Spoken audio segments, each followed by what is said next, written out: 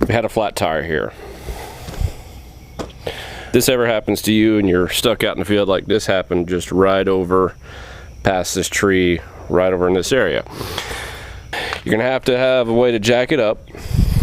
You're gonna need at least a way to get air to it. If you don't have, then you need an air bubble.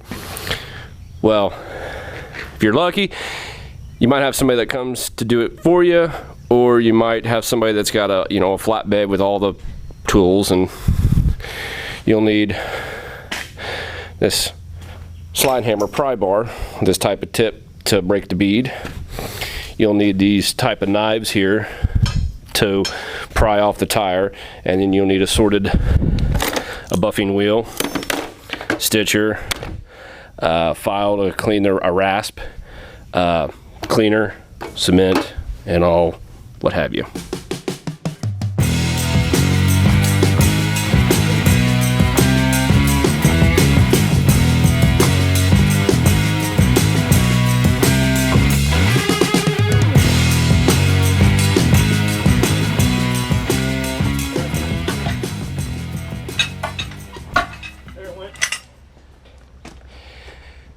Broke free.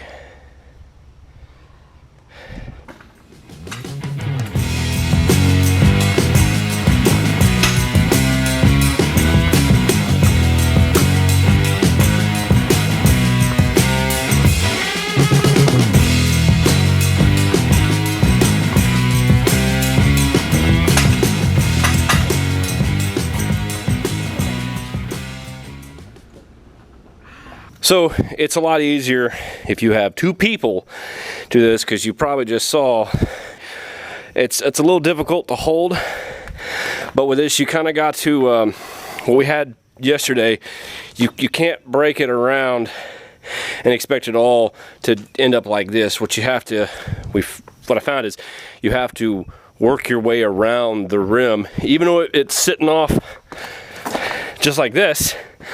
You see, that is somewhat broke free because it's sitting like that. You can't like come down here and do it.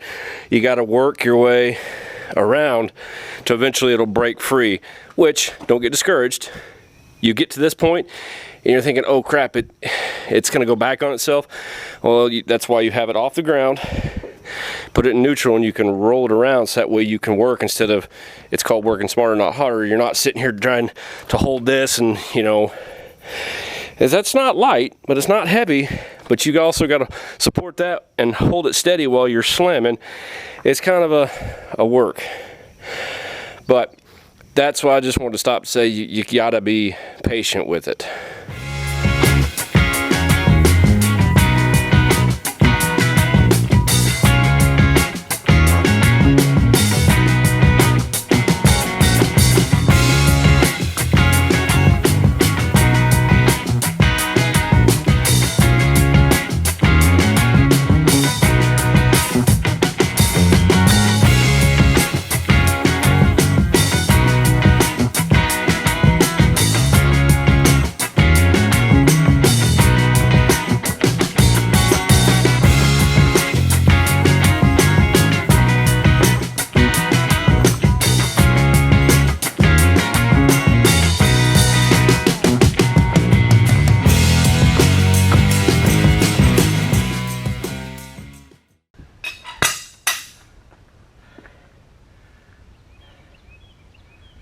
Close.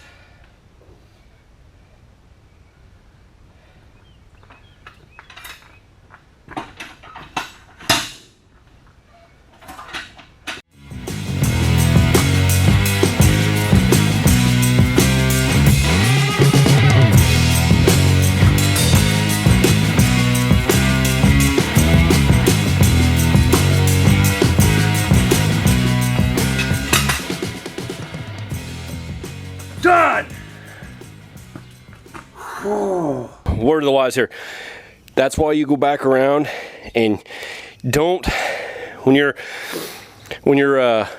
pushing, trying to, you know, make it the rest all look like this, don't just work your way, because I just ran into, as soon as I was coming around over here, the bead was, the pressure was doing this, this was starting to reseat itself. So you want to kind of work your way around because you don't want to have to do that over again.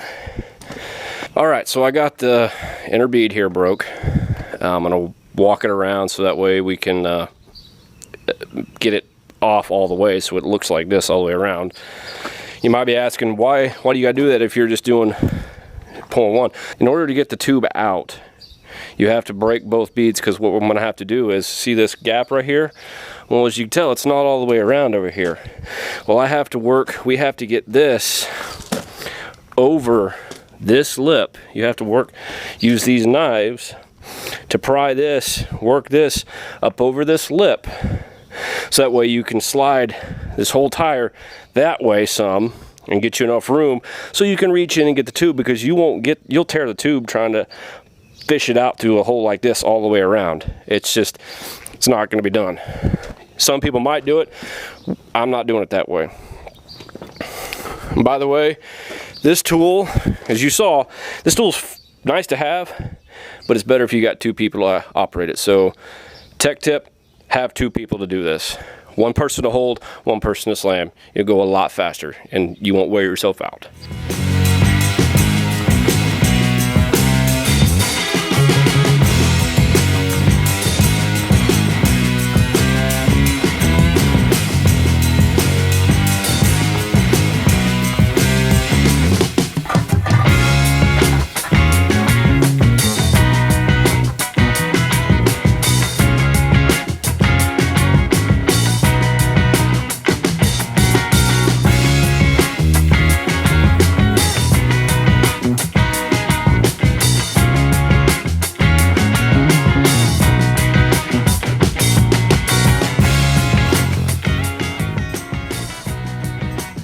There you go.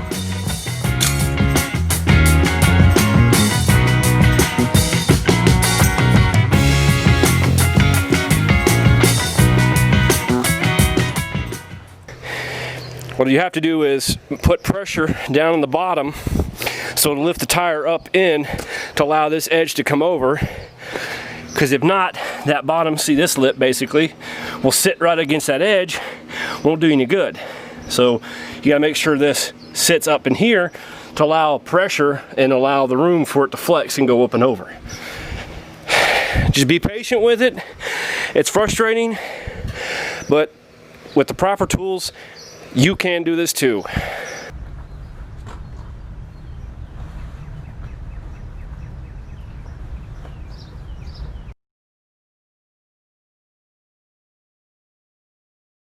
Right here.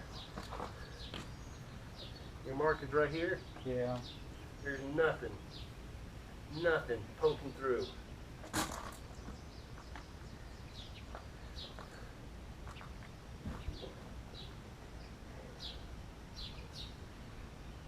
What did he say?